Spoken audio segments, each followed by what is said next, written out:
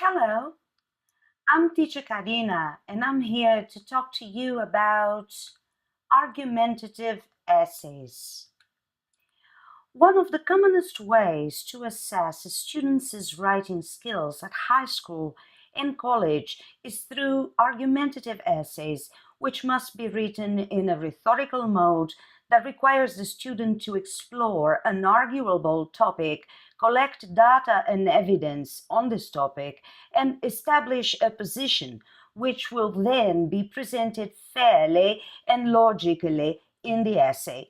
In language assessment, candidates applying for important exams are required to write essays. Cambridge English, such as FCE, CAE, and CPE exams, along with IELTS. TOEFL, a standardized test of English language proficiency for non-native English language speakers wishing to enroll in American universities.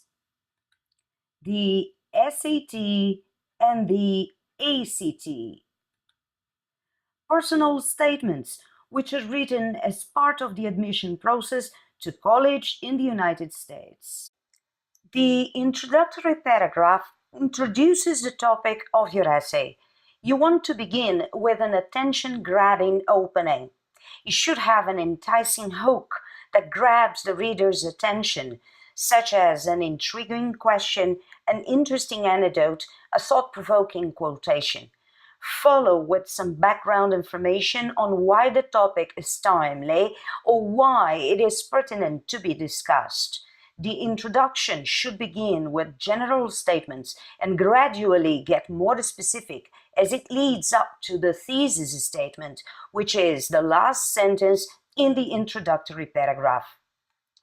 As the last sentence in the introductory paragraph, the thesis statement is the main idea of the entire essay. Essentially, it is a sentence that states clearly what you will prove or what position you will argue in the essay. It narrows your topic's focus to the major points that will be discussed in the body of the essay, and it determines the organization of the essay. The rebuttal paragraph is necessary in an argumentative essay to present the opposing viewpoints to your position on the topic. It explains the opposing viewpoints and refutes the claims, which will strengthen your argument and make your position more credible.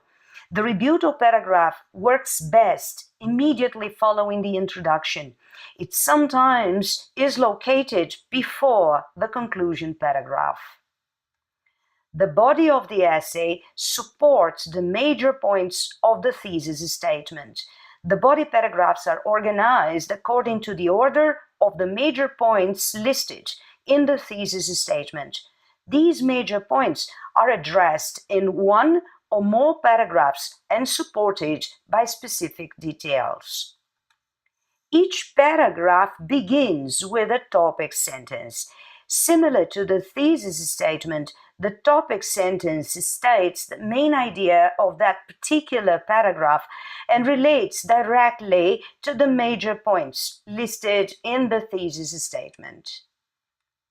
The topic sentence is backed up with supporting details, facts from books, magazines, the internet, or personal experiences, which relate directly to the major points stated in the thesis statement and offer further analysis.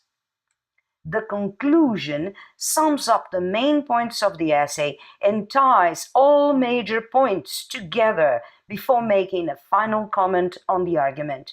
It brings closure by restating the thesis, by offering a final thought, and by leaving an overall message to the reader or a call to action. New points that are not addressed in the body paragraphs cannot be brought up in the conclusion. So, do you want to know how your essays are marked? To start thinking about how your text is assessed and marked, ask yourself, have you answered the question that has been proposed?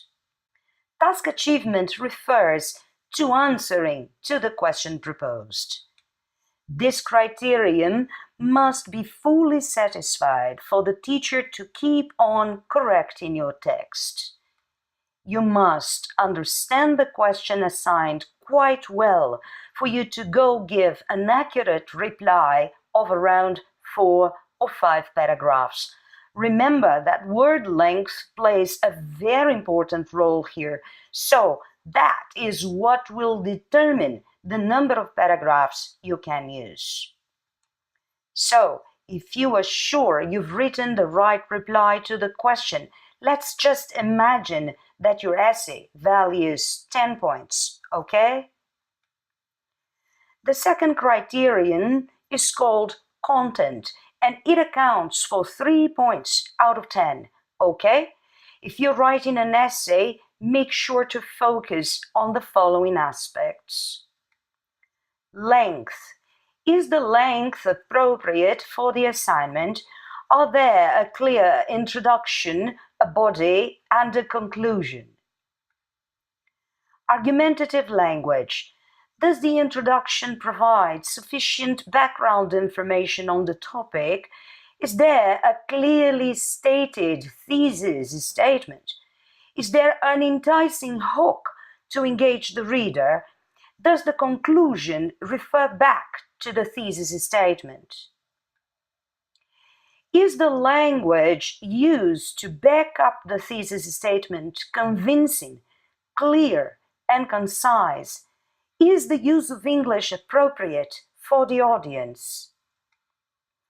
The third criterion is called organization, which usually accounts for 2 points out of 10 and evaluates how your text is hanging together. Is the message expressed with clarity?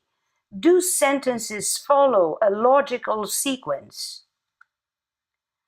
Are linking devices, for example, logical connectors, pronouns, and conjunctions, adequately used so as to make conceptual and referential relationships between and within sentences clear?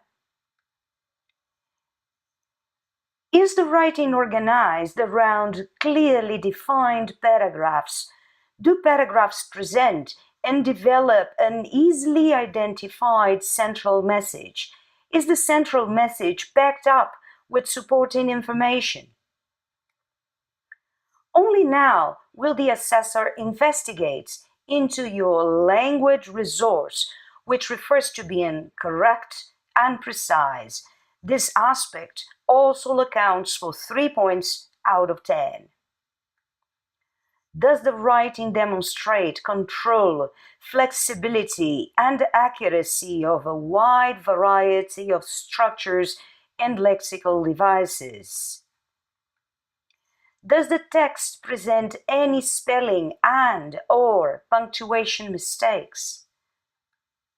Remember that some grammar and spelling mistakes can produce different meanings and therefore interfere with coherence. Finally, there is one more criterion to be observed: effect on the reader, which refers to style, creativity, and originality. You will be granted 2 points here. Does the writing make for a pleasurable and unobtrusive reading? Is the message expressed with amusing, moving, and challenging images that engage the reader's interest from the beginning till the end? Does it leave a lasting memory on the reader's mind? Last but not least, what can you do to improve on your writing and avoid making silly mistakes? The answer to that is simple: by brainstorming first and editing later. Make a plan that has a clear focus and a logical sequence. Think about your audience and purpose as you organize your ideas. Also, make a vocabulary list of what you want to use. Use a checklist to look for mistakes in subject-verb agreement, verb tense, singular and plural forms, word order, and punctuation. Be careful about punctuation and capitalization. Do not forget to double-check for spelling mistakes. Thanks for watching. Bye.